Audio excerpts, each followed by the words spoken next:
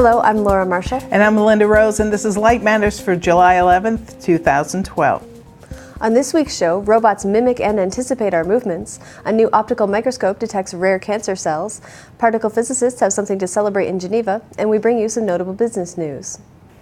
Piezoelectric materials that allow a robot's camera eye to replicate human muscle motion could help make safer, more effective tools for MRI-guided surgery, among other applications, say scientists at Georgia Tech.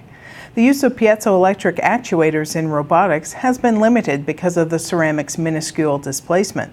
The new bio-inspired work shows mechanisms that can scale up the displacement of piezoelectric stacks to the range of an ocular positioning system. The goal of scaling up the stacks holds great potential to more accurately replicate human eye motion. The team will continue to develop a framework for highly integrated robotic systems ranging from industrial, medical, and rehabilitation robots to intelligent assistive robots. In other machine vision news, engineers in Tokyo developed a rock, paper, scissors playing robot that wins 100% of the time. The system recognizes from the position and shape of the human hand in motion which choice is going to be played, and then it makes its own choice, all in about 1 millisecond.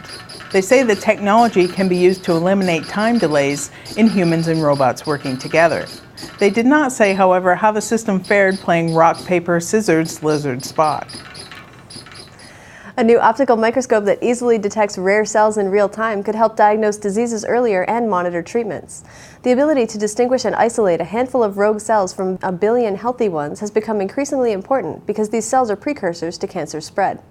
Detecting such cells requires an automated, high-throughput instrument that can examine millions quickly. Currently, microscopes equipped with CCD and CMOS cameras are used to analyze cells, but they are too slow.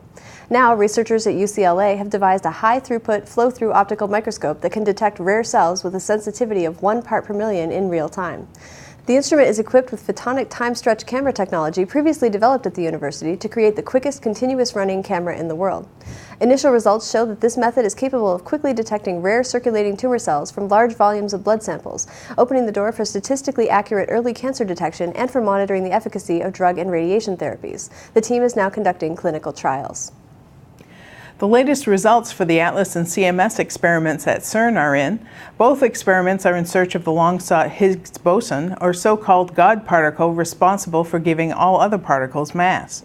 Both experiments, which analyze trillions of proton-proton collisions at the Large Hadron Collider in Geneva, see strong indications for the presence of a new particle, which could be the Higgs boson, in the mass region around 126 giga-electron-volts.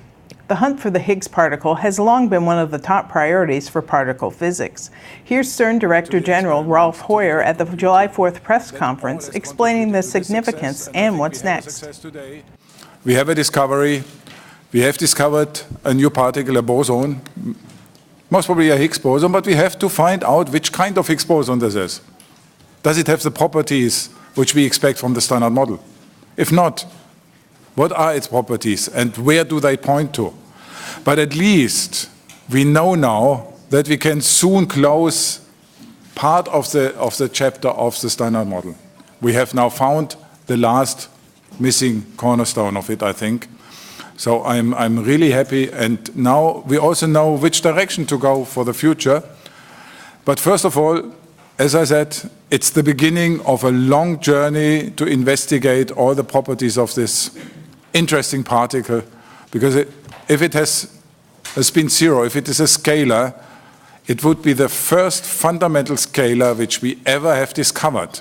We have not yet ever seen a fundamental scalar, and that could give a lot of hints on other questions beyond the standard model, and I think this is very, very important, and this is why everybody is not only excited about the discovery, everybody is also excited about the prospects this discovery opens for us, for the field, and for physics in general.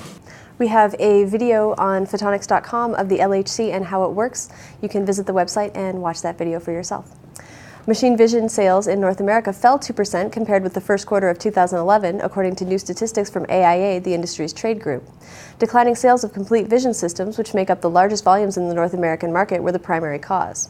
Sales of machine vision components gained 2%, however, led by strong growth in vision software, up 26%, lighting products, up 11%, and imaging boards, up 7%. AIA President Jeff Bernstein said the group wasn't surprised by the decline, given that the first quarter sales in 2011 occurred at the height of the market recovery. The long-term growth trend remains strong, he said. The U.S. Bankruptcy Court has approved struggling Eastman Kodak's request to auction its digital imaging patents. Kodak will option patent portfolios covering key aspects of image capture, processing, and transmission for digital cameras, smartphones, and tablets, as well as image analysis, manipulation, and tagging, and network-based services including image storage and access.